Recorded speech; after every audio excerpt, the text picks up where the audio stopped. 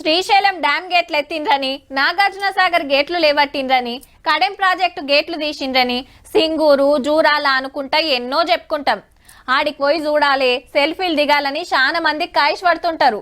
వెనకట ఎన్నడో గట్టిన ప్రాజెక్టులైనా బంద వస్తుంటాయి, లక్షల ఎకరాలకు నీళ్లు ఇస్తాయి.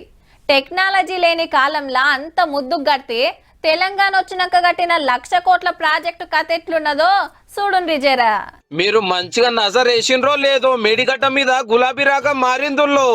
ఈ లంగలే ఈ కాంగ్రెస్ వాళ్ళే ఆ కాళేశ్వరంలో ఉన్న మేడిగడ్డ బ్యారేజ్ ను వీళ్ళే వెలిచిండ్రు. 100% ఆ మేడిగడ్డ బ్యారేజ్ పేల్చిందే.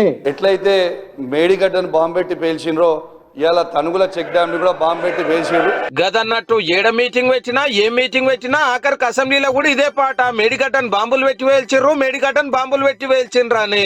కానీ కాళేశ్వరం ప్రాజెక్ట్ కింద కట్టిన ఈ ముఖ్యమైన బ్యారేజ్ ఇంత ఆగమైనాడు పవర్ ఉన్నది బీఆర్ఎస్ పార్టీ అనుల్లో. నిజంగానే బాంబులు పెడితే గవర్నమెంట్ ఏం చేస్తున్నట్టు, ఆఫీసర్లు రేడబజ్జున్నట్టు.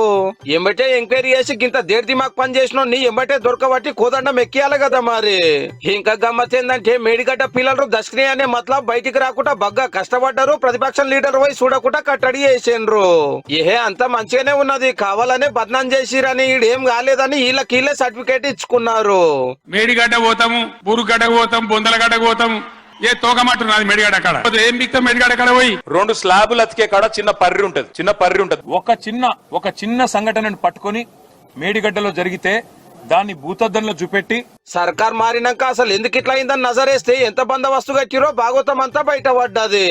State vigilance commission, NDSA, Ghose commission అన్ని రిపోర్టులు చెప్పింది ఏంటంటే డిజైన్లు మార్చి కట్టవలసిన జాగాలో కట్టలేదు, మాత్రం చేసిర్రు, అత్తరబుత్తర కట్టిర్రు, పనిలో లాపర్వా జరిగిందని.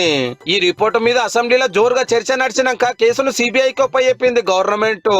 గా ఎంక్వైరీ సురువు కావాల్సిన లేలే కాంగ్రెస్ పార్టీలే బాంబులు పెట్టి మేడిగడ్డం వెల్చిరనే కొత్త కథలు ఇనసొంపుగా ఎప్పుడే సూపరు. ఇదే నిజమైతే కమిషన్ ముంగట ఎందుకు చెప్పనట్టు, హైకోర్టుకు ఎందుకు చెప్పనట్టు.